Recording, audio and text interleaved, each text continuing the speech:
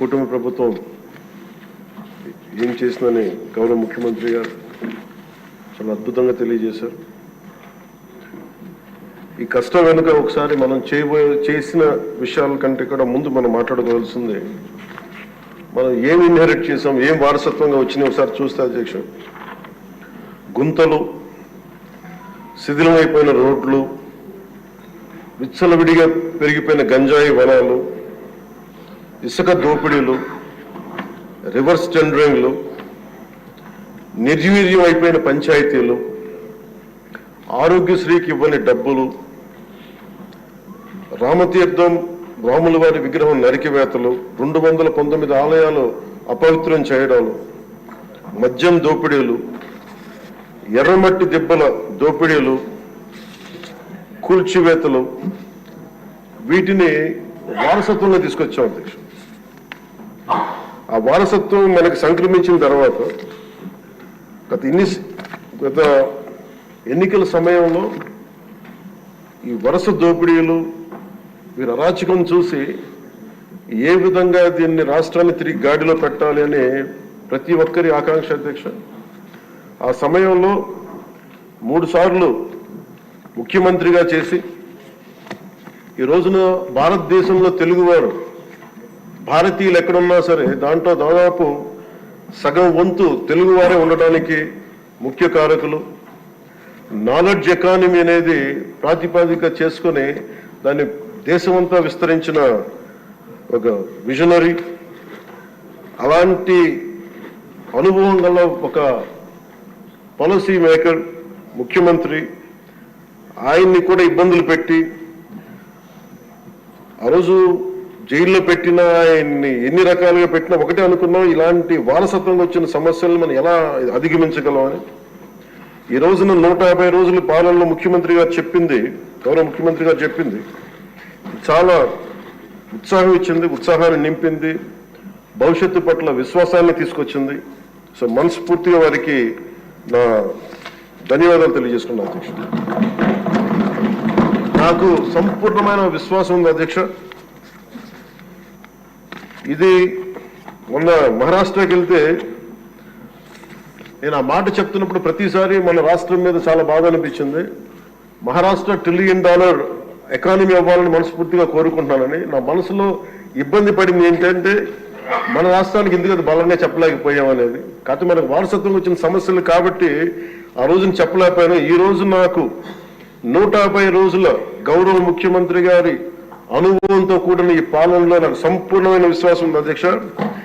Andhra Pradesh $1 trillion ఎకానమీగా అతి త్వరలోనే ఈ 5 సంవత్సరాలు వెళ్తుందని మనసు సంపూర్ణ విశ్వాసం ఉంది.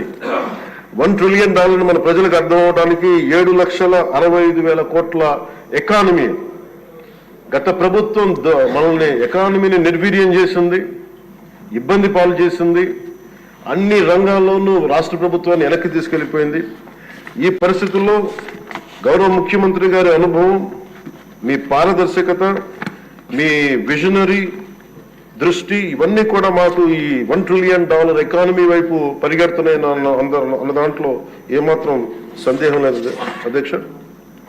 అలాగే మన గత ప్రభుత్వం చివరికి పాస్బుక్లో కూడా గత ముఖ్యమంత్రి గారి ఫోటోలు పెట్టుకోవడం, అలాగే ఏ పథకాలకైనా సరే కేవలం వారిది పెట్టుకోవడం చాలా ఇబ్బంది కలిగజేసింది అధ్యక్ష.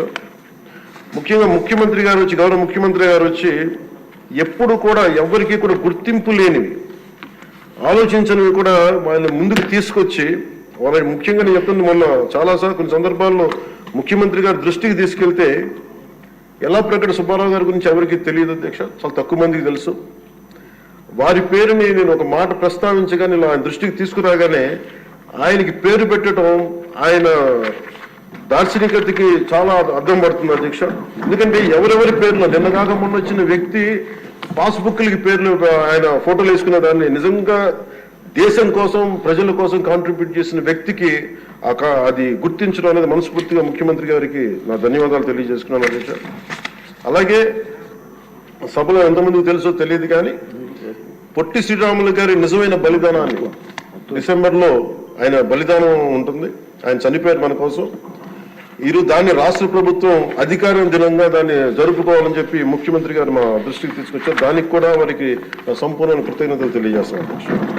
ఈ రాష్ట్రం ఎవరి బలిదానం మీద అయితే ఆధారపడి ఉందో, ఎవరి బలిదానం మీద ఈ రాష్ట్రం వచ్చిందో, అనేక లింగ్విస్టిక్ స్టేట్స్ ఎవరి బలిదానం మీద ఆధారపడి వచ్చిందో ఆ వ్యక్తిని ఈ రాష్ట్రం నిజంగా గుర్తించుకోలేదు. మొట్టమొదటిసారిగా దాన్ని గౌరవ ముఖ్యమంత్రి గారు దాన్ని ముందుకు తీసుకొచ్చి గుర్తించే పరిస్థితిని తీసుకురావడం మనస్ఫూర్తిగా వారికి నా అభినందనలు తెలియజేస్తున్నాను అధ్యక్ష.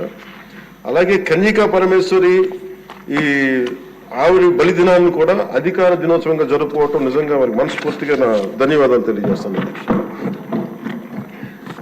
గత కాలంలో ఫస్ట్కి సార్ నేను ఒక ప్రభుత్వ ఉద్యోగి కొడుకున్న అధ్యక్ష. మొదటి మాకు ఏదైనా సరే నెల మొదటి రోజున ఉద్యోగాలు మనకి జీతాలు వస్తాయనేది మాకు చిన్నప్పటి నుంచి అలవాటు.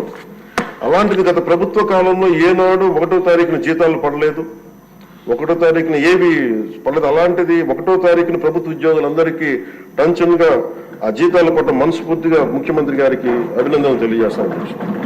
అలాగే 64 లక్షల మంది బెనిఫిషరీస్ కి లబ్ధిదారులకి 4,000 చొప్పున వారికి 1000 రూపాయలు పెంచి మరి ఇవ్వడం మనస్ఫూర్తిగా వారికి నా అభినందనలు తెలియజేస్తాను. అది కూడా అందరం వెళ్ళి వారి చేతికి అంటే దీనికి ఏ వ్యవస్థ అవసరం లేదు, ఉన్న వ్యవస్థని సమర్థవంతంగా వాడుకొని ఇంటికి క్యాష్ చేరవేయటం మనస్ఫూర్తిగా వారికి నా అభినందనలు తెలియజేస్తాను అధ్యక్ష. అలాగే పంచాయత్ డిపార్ట్మెంట్ సంబంధించి 1,452 కోట్లు మేము ఇప్పటికి ఖర్చు చేసాం అధ్యక్ష. అలాగే ఇండిపెండెన్స్ డే సెలబ్రేషన్స్ కూడా చాలా ఘనంగా జరుపుకున్నాం, డబ్బులు పెంచి అనేక సందర్భాల్లో తెలియజేశాను. 13,326 గ్రామ పంచాయతీలకి జాతీయ ఉపాధి హామీ పథకం కింద పల్లి పండుగ ద్వారా 4,500 కోట్లు నిధులు విడుదల చేశాం అధ్యక్ష. అలాగే గౌరవ ముఖ్యమంత్రి గారి ఈ నాయకత్వంలో ఈ ప్యాడీ డ్యూస్ రైతులకు కావాల్సింది 1,674 కోట్లు రిలీజ్ చేసి నిజంగా మీరు రైతాంగానికి మీరు ఎంత అండగా ఉంటారో మాటలతో కాదు చేతుల్లో చూపించారు అధ్యక్ష. వారికి మనస్ఫూర్తిగా నా ధన్యవాదాలు. అలాగే ప్రభుత్వానికి మన కేంద్ర ప్రభుత్వానికి ఎంత అండగా ఉంది మోడీ గారి ఆధ్వర్యంలో ఉన్న కేంద్ర ప్రభుత్వం అనడానికి అమరావతికి 15,000 కోట్ల రూపాయలు, పోలవరంకి 12,500 కోట్ల రూపాయలు, రైల్వే ప్రాజెక్ట్స్ దాదాపు 70,000 కోట్ల పైచిలకు, హైవేస్ అయితే దాదాపు ఇప్పటికే 55,000 కోట్ల రూపాయలు ఈరోజు మనకి ఇచ్చారు అధ్యక్ష. దాని పనులు జరుగుతూ ఉన్నాయి. అలాగే ముఖ్యమంత్రి గారికి కూడా ముఖ్యంగా మిడ్ డే నేను అడిగింది ఏంటంటే ముఖ్యమంత్రి గారిని డొక్కా సీతమ్మ గారి పేరు ఏదన్నా పథకాన్ని క్యాంటీన్ పెట్టండి అంటే ఆయన ఏకంగా దీనిలో నారాయణ గారికి కూడా ముఖ్యమంత్రి గారు ప్రత్యేకంగా నా ధన్యవాదాలు తెలియజేస్తున్నాను అధ్యక్ష. మధ్యాహ్న భోజన పథకాన్ని విద్యార్థుల మధ్యాహ్న మిడ్ డే మీల్ స్కీమ్ కి డొక్కా సీతమ్మ గారి పేరు పెట్టడం మనస్ఫూర్తిగా వారి చేతులెత్తి నేను నా మనస్ఫూర్తి గారికి కృతజ్ఞతలు తెలియజేస్తున్నాను అధ్యక్ష. అలాగే ఇలాంటి స్ఫూర్తి చూసి నాకు కూడా వ్యక్తిగతంగా నేను ముఖ్యంగా ఆయన లీడర్షిప్ ఎబిలిటీ, ఒక క్రైసిస్ వచ్చినప్పుడు ఒక నాయకుడు ఎలా ఉండాలి, ఒక వరదలు వచ్చినప్పుడు ఎలా ఉన్నారనేది మనకి విజయవాడ బొడిమేరు వరదలప్పుడు అసలు ఆయన చూపించిన నాయకత్వ పటిమ ఇవన్నీ చాలా ఆదర్శనీయం అధ్యక్ష. మేము వెళ్ళి కాళ్ళు మన చొక్కా మడిచి ఆయన దిగి బురదలో నడిచి దిగి ఆయనకి అవసరం లేదు, ఆయన చేయించవచ్చు. ఒక కమాండ్ సెంటర్లో కూర్చొని చేయగలిగే సత్తా ఉండి కూడా మా అందరికీ ధైర్యం నింపడానికి, మా అందరికీ భరోసా నింపడానికి, ప్రజలకు ఆ భరోసా ఇవ్వడానికి ఆయన నడిపించిన తీరు యంత్రాంగాన్ని చాలా అభినందనీయం అధ్యక్ష. అలాగే జల్ జీవన్ మిషన్ కి సంబంధించి అధ్యక్ష ఈ రోజున గత ప్రభుత్వం ఫిల్టర్ బెడ్స్ కూడా మార్చలేదు అధ్యక్ష. అంటే 4 లక్షలు అవుతుంది. అంటే ప్రతి నెల మొదటి లేయర్లో మొదటి శాండ్ తీసి అది అసలు కనీసం అది కూడా కనీసం ఫిల్టర్ బెడ్స్ మార్చని కాడికి ఈ రోజు పొద్దున మన అసెంబ్లీలో కూడా మాట్లాడిన గౌరవ సభ్యులు కొంతమంది తీసుకొచ్చింది కనీసం మనకి కిడ్నీ వ్యాధులు ఎక్కువైపోతుంది, కనీసం ఫిల్టర్ బెడ్స్ కూడా మార్చలేదు. కనీసం ఫిల్టర్ బెడ్స్ మార్చిన కొంత ఇంపాక్ట్ తగ్గుద్దని అంటుంటే నిజంగా అనిపించింది అధ్యక్ష. జల్ జీవన్ మిషన్ మేము ఇప్పుడు దాకా గౌరవ ముఖ్యమంత్రి గారి నాయకత్వంలో ఆయన విజన్ తోటి జల్ జీవన్ మిషన్ ఈ రోజున అందరికీ మాటిస్తున్నాం అధ్యక్ష, రాష్ట్రానికి మాటిస్తున్నాం.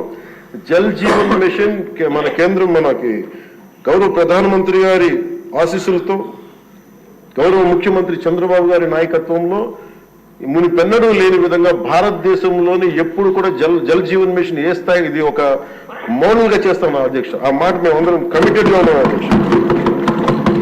అలాగే లా అండ్ ఆర్డర్ కి సంబంధించి లా అండ్ ఆర్డర్ లో ముగ్గురు ఐపీఎస్ ఆఫీసర్స్ ని ఏకకాలంలో సస్పెండ్ చేసిన ఘనత, వాళ్ళు చేసిన తప్పులకి ఆ ధైర్యం కావాలంటే ఆయన అనుభవం చాలా స్పష్టంగా తెలియజేస్తుంది.